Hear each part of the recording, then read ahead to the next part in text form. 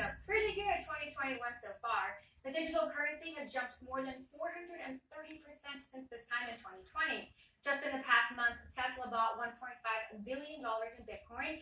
Uber CEO said the company is considering it as a form of payment, and Citi advised clients that Bitcoin could become the, quote, currency of choice for global trade.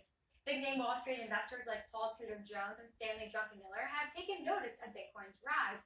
And now, an emerging group of cryptocurrency hedge funds are seeing big returns on their investment in digital currencies. CNBC's Leslie Pickard can explain how these crypto-focused hedge funds differ from traditional firms and what this newfound interest could mean for the price of Bitcoin.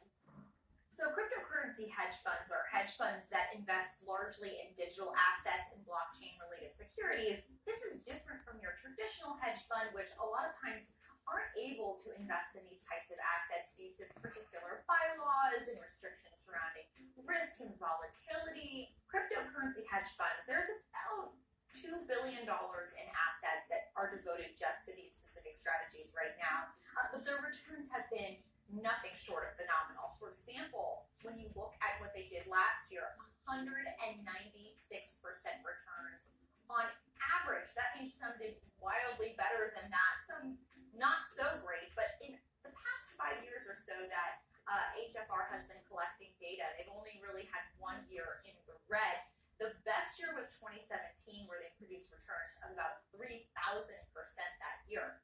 Earlier this week, we saw Dan Loeb tweeting that he was studying cryptocurrency. We're seeing all of these big banks put out big cryptocurrency reports saying that this thing is here to stay. Just there's this broader acceptance of cryptocurrency among kind of the old stewardship of the hedge fund universe, institutional investor universe. Now, what does that mean for Bitcoin? What does that mean for crypto? Well, this year, over the past year or so, just this broader acceptance of people who are involved in more traditional areas of finance has been a boost to cryptocurrency. Every time you hear from someone who says that they support this cryptocurrency that may not have otherwise done so, you do tend to see the price of Bitcoin and other digital currencies go higher. Now that said, whether or not they actually apply it within the hedge funds that they have constructed to date is another question. Oftentimes you've got certain bylaws, certain restrictions. This type of thing takes time. Pension funds and other large institutional investors that invest in hedge funds are oftentimes slower to kind of adapt and learn about these new areas and have greater acceptance for them because they're managing public money. They're managing money for teachers and firefighters and public workers. And so they don't want to take on too much risk. It's no guarantee that it forces the asset higher. There is, of course, a scarcity value for Bitcoin and a lot of these other digital currencies. And so, theoretically, if more people are accepting them, if more people are investing in them, that should be beneficial for that price.